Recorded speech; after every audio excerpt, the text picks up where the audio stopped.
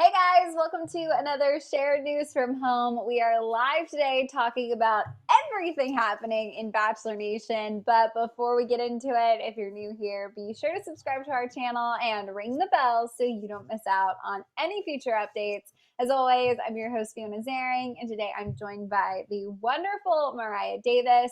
If you guys are sending us live, be sure to send us any thoughts, any questions you may have in the chat. We're going to be taking comments from both YouTube and Twitter, so be sure to follow us at Shared News.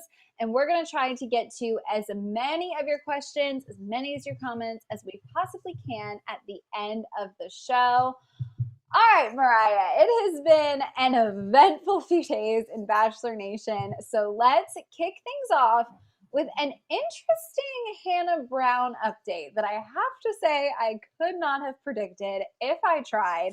Apparently, Hannah's brother, Patrick Brown, posted a photo of himself hanging out with Jed Wyatt's ex, Haley Stevens.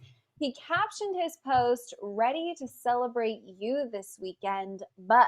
He wrote along with winking and kissing emojis. He's also clearly aware of how shocking this is to members of Bachelor Nation because he played Ashley McBryde's American Scandal in the background. And if you aren't familiar with the lyrics, they go a little something like, "Don't tell me the world couldn't handle a good old-fashioned American Scandal." Haley then reshared this post and wrote, "Can't wait, bro," along with smirking and kissing emojis as well. So it is unclear when or how they met, but this post does come less than 2 years after Bachelor Nation, of course, learned about Jed's previous relationship with Haley and, of course, watched his engagement to Hannah Brown come to an end. So there is really a lot to unpack here, from the emojis to the nicknames to the song. I could have never predicted this.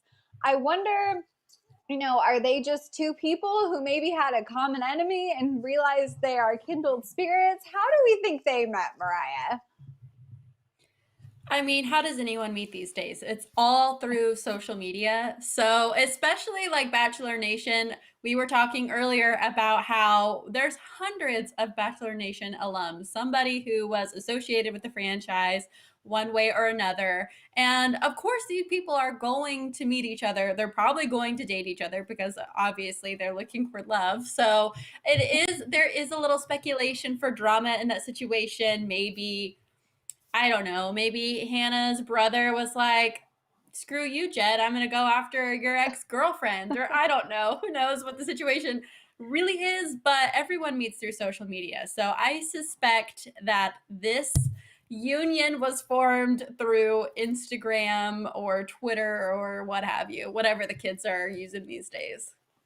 I'm totally with you. I think this was maybe like, I'm going to follow you, send you a little DM, see how you feel about the current situation. And then who knows? I guess it must have blossomed from there.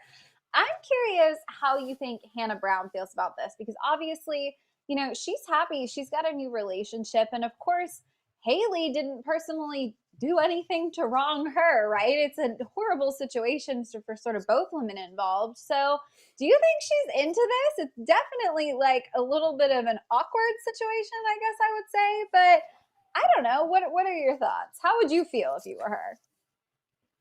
I mean, it would be awkward, uncomfortable, but like you said, Haley never did anything to Hannah, and Hannah never did anything to her either, you know? I mean, they both listened to these narratives that one person was selling them, and they both happened to be being fed a bunch of BS. Sorry, Jed, you did what you did. We've all moved on, but that's how it is. So I don't really think that Hannah would be weird about it. I mean, if it was my sibling, if I immediately had a problem with whoever they started dating, I feel like they probably, family's everything, especially with Hannah Brown.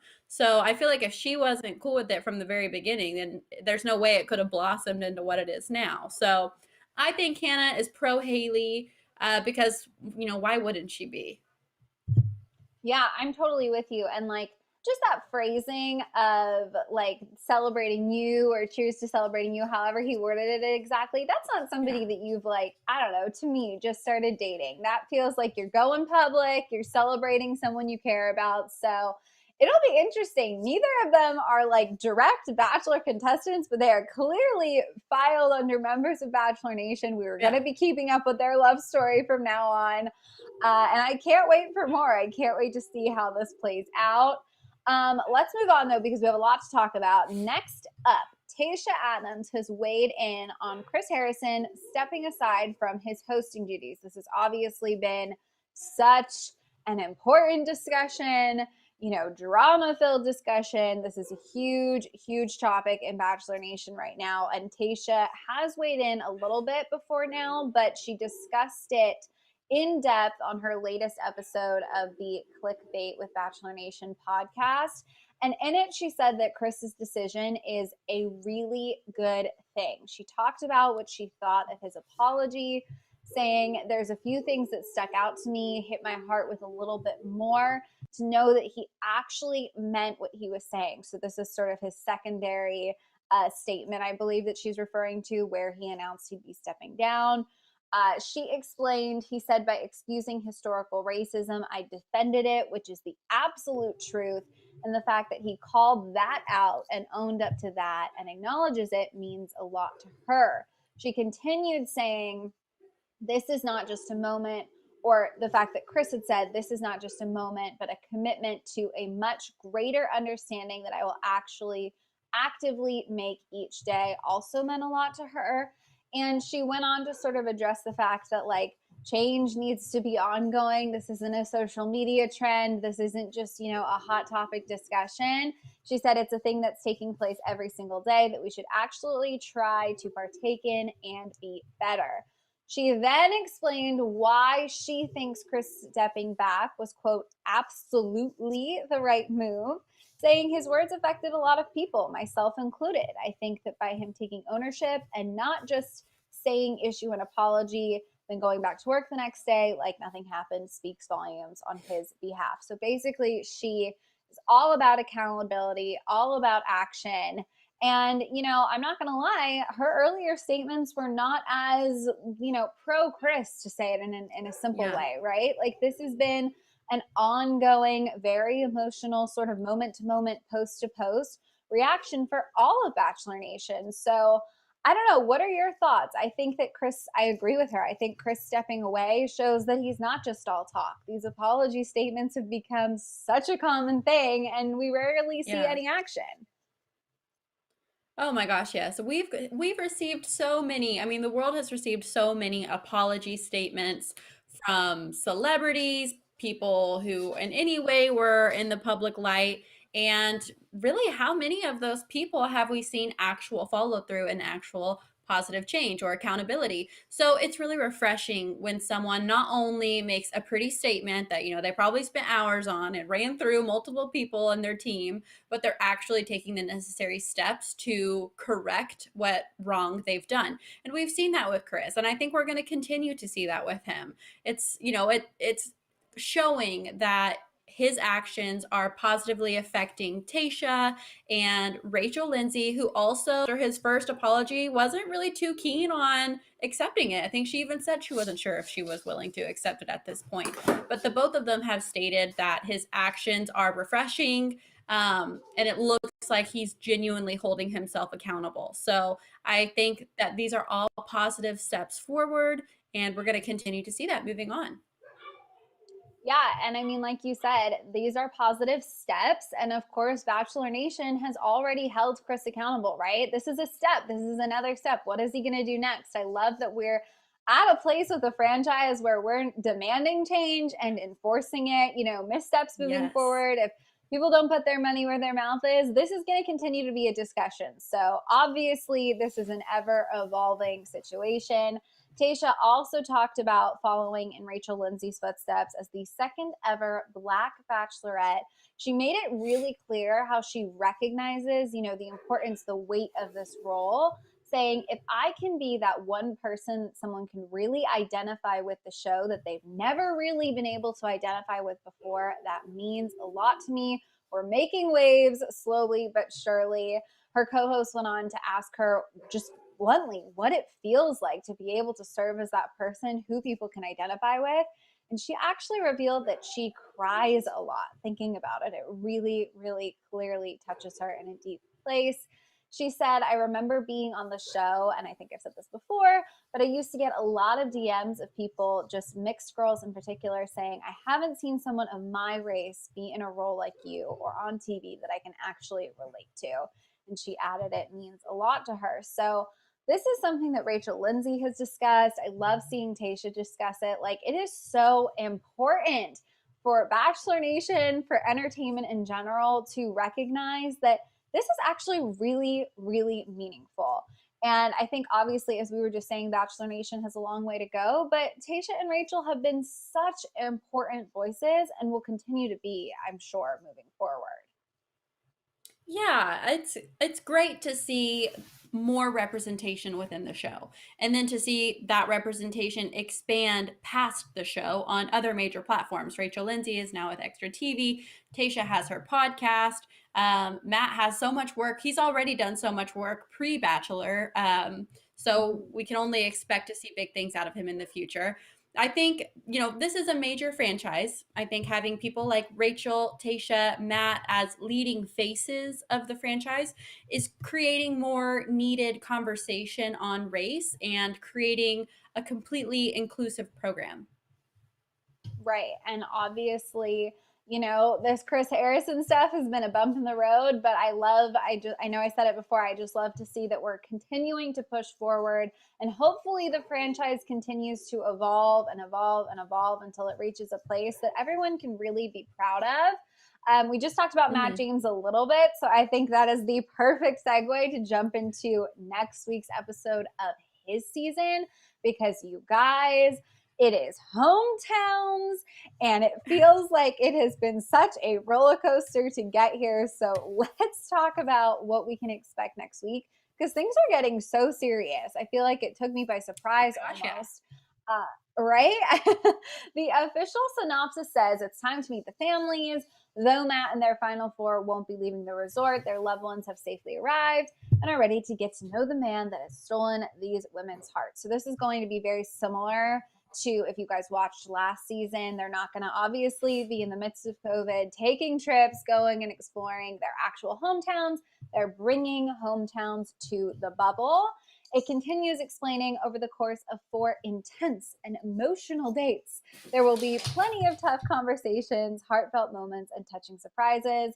In the midst of all the thrills, Matt's ego may not be the only thing bruised along the way. So that's Bachelor Nation speech for, we're going to have the classic conflicts with the parents. Matt's ego potentially being bruised means that maybe he doesn't actually get along so great with everyone's parents, which will be interesting to see.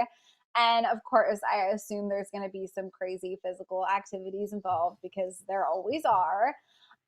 Mariah, I am just curious how you think this is going to work in the bubble. What are you expecting to see? What are you hoping to see? How are you feeling? I think that they are going to recreate their hometowns like they did last year. And I know people weren't thrilled at how everything looked last year, but they were still trying to figure out how they were going to make things happen. So this year we've already seen bigger and better dates. There's definitely been more of a budget spent. So I think as far as hometowns, production is going to pull out all the stops to make it as hometowny as possible. So I'm expecting them to be really special and corny, but y'all have to stop complaining about the corny dates. Like, that is what we live for, and you know it. So I'm really excited to see what production ends up coming up with. I think it's cool that though COVID has altered so many ways that traditionally we would go about things, the Bachelor franchise is doing what it can to make people still have the same experience, just altered in a slightly different way. So hometowns are going to be really exciting. Yeah, I totally agree with you. And I have to say, I loved the cheesiness. I mean, listen, when they pulled out that terrible wooden taxi that Tayshia and Zach were walking around in, I Yeah. totally leaned into it. So I get that it's not for everyone, you guys, but I think if you just look at it, with a positive light, it's just something we're hopefully, God, knock on wood, never going to be seeing this version of Bachelor Nation again, right? So we're living in the Right. moment, taking it as it comes.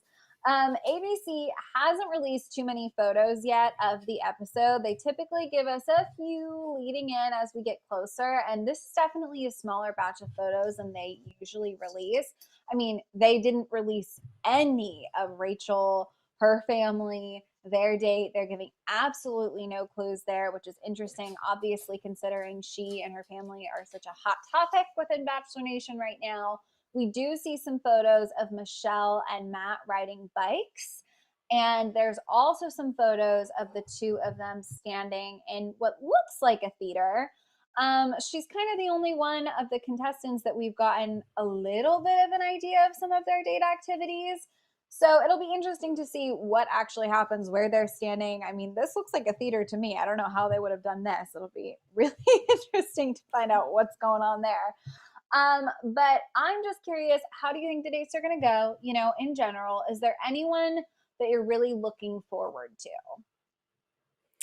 I mean, of course, I'm looking forward to Michelle's date because I loved the one-on-one date that they've had so far. It was like they've been together for a decade already. So I'm excited to see their date. But honestly, after watching the promo, I'm like, I need to know who's on the skydiving date, first and foremost, because I need to Mm-hmm. know if they're okay. Because you see in the promo, they completely like face plant coming out of the sky. And like Matt, I think it's Matt, is like rushing over there. So I Yep. mean, that sounds awful to say. I'm most excited to see this, but I mean, I am. It looks brutal. I really just want to know if they're okay. Like, did they survive this? Do we need to check in on them?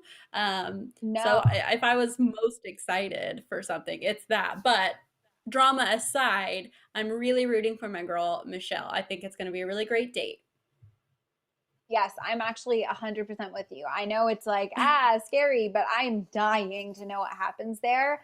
I mean, we broke down the promo, you guys, in another video that's on the channel. And I have to say, one thing that really stood out to me is they did not do the classic Bachelor ambulance, like hype it up thing. And we all know those moments usually lead to nothing that serious.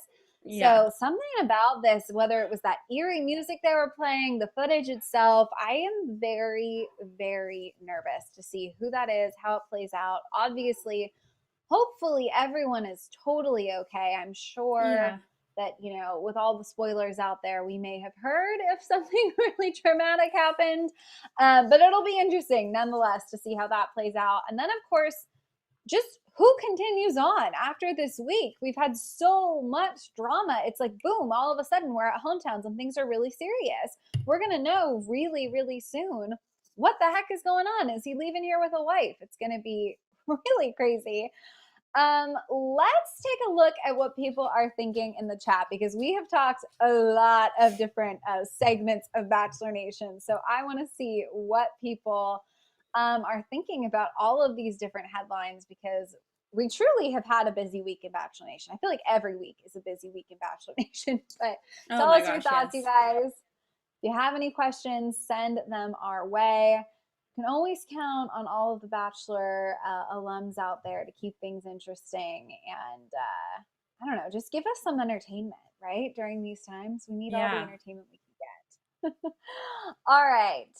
Eduardo asked, what do you think Jed thinks about Hannah B's brother dating his ex? That's a good question.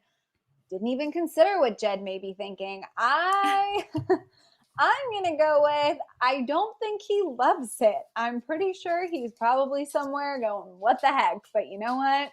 Sucks to suck. That's all I have to say about that. You said it. Right? Piper's livid like she doesn't have a rose. Yeah, I mean, she was very, very upset to leave. She didn't even say a word to him. So, or Piper left last week, right? Yeah, Yeah, Piper. she She left was and she upset was and she's gone. silent. Yeah. Yeah. That was a tough one. That was a tough goodbye. It was a kind of a sad Yeah. arc to like see end that way, honestly, now that I'm thinking about this, right? They had such like an uptick and then all of a sudden it just went poof. Yeah, it felt really unexpected, which would Yeah. make sense as to why she was so unhappy. Yeah, totally. All right, we've got another one here. Chris says, is it really necessary to waste all the footage from the day portion of the date? So Chris is talking about last week's episode, I believe, where they just didn't show us the day portion of the group date, which stood out to a lot of people. There are some different theories as to, why they may have done this. Did they run out of time? Were they trying to limit the Chris Harrison of it all due to the current controversy? It does seem like a waste of footage, but I have to say, the amount of hours of unseen footage that must exist from these shoots, Oh this was yeah. probably just a drop in the bucket, right? Yeah. To be a fly on the Oh, wall. right? All the things we don't see. And honestly, I think this season, some extra context into how these relationships are developing would have actually been nice. I think there was a lot of just Yeah, like one on one conversation with Matt that we didn't see, right? Because we had so much drama to get through. exactly. Matt telling all these girls the same thing. I feel the same way.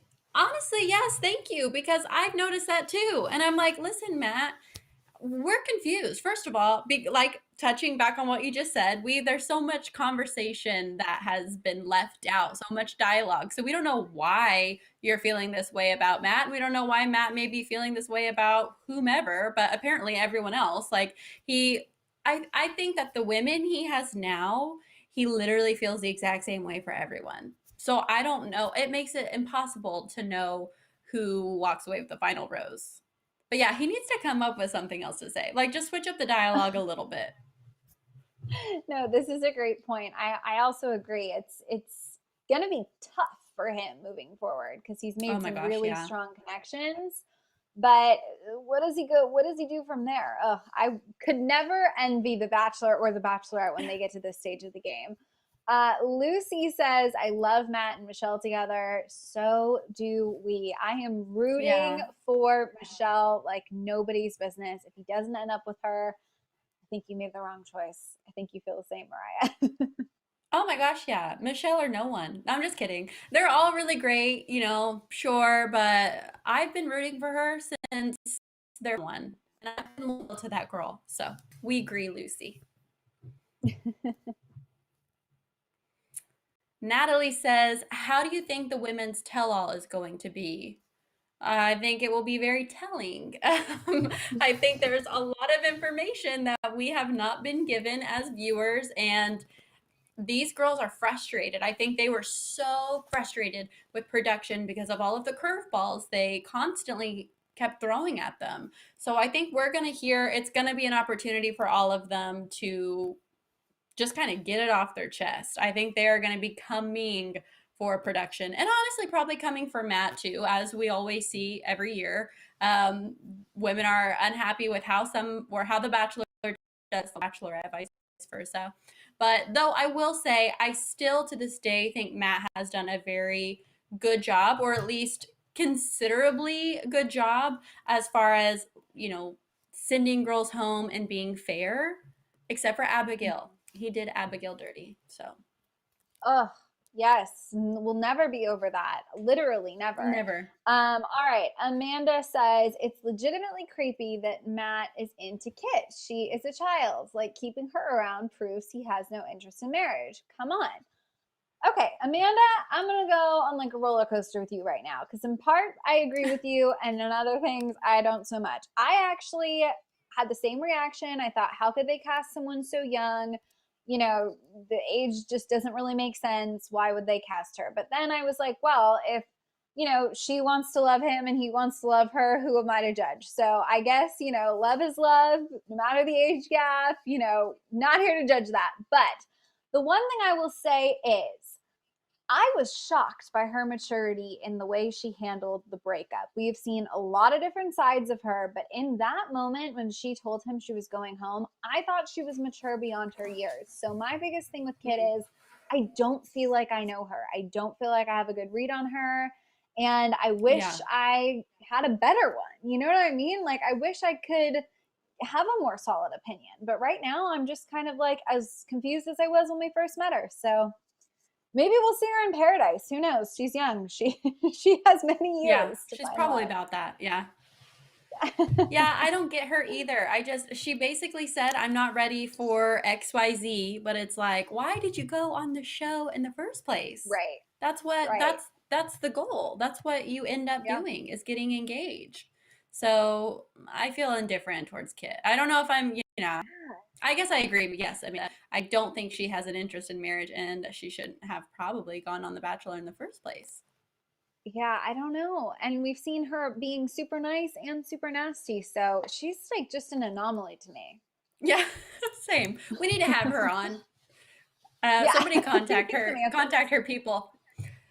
This Twitter user says, I feel like Abigail is great. Yes, Abigail has been one of my favorites. Not necessarily my favorite for Matt, but just because she's just so very sweet. I mean, how else can you describe her? She's so sweet. She's genuine. She never showed a mean side once, even though she definitely had plenty of opportunities and reasons to do so. So she is great. She didn't deserve how it went down. That was the one time I've been disappointed with Matt is how he let Abigail go.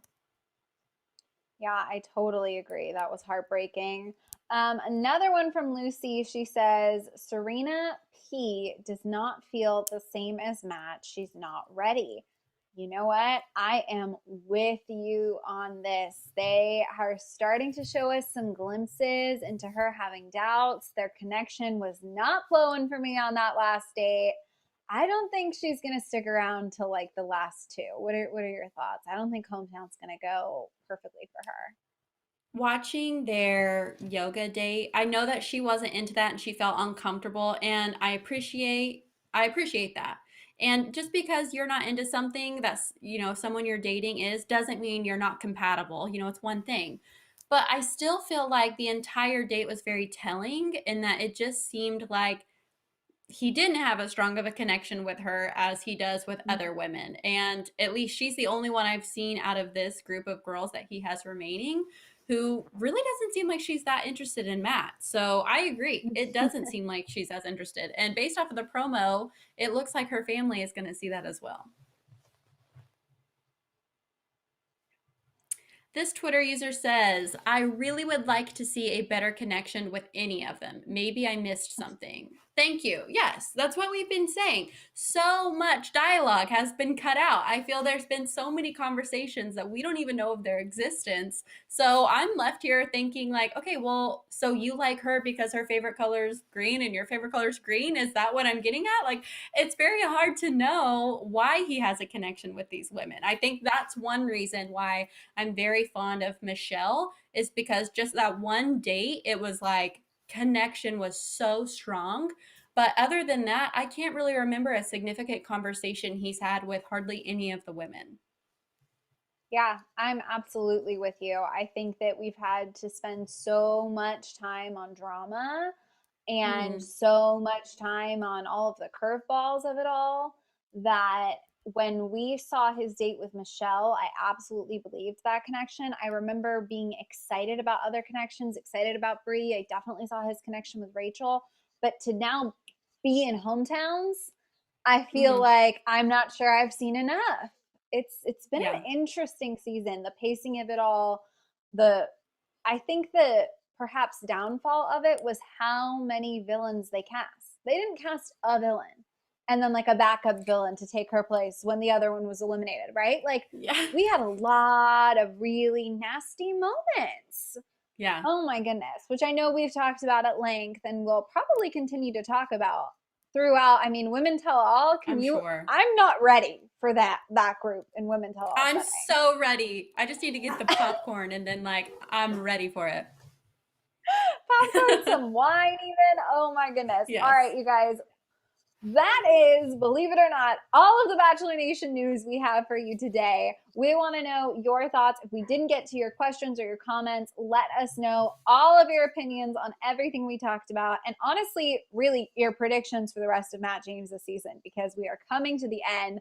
Leave us your thoughts down in the comments. And if you haven't already, be sure to subscribe to our channel and ring the bell, because we will be keeping you updated on all things Bachelor Nation all the time. As always, I'm your host, Fiona Zaring. I was joined by the wonderful Mariah Davis. If you want to come say hi, you can check us out on our socials. Thank you all so much for watching, and we'll see you next time. Bye.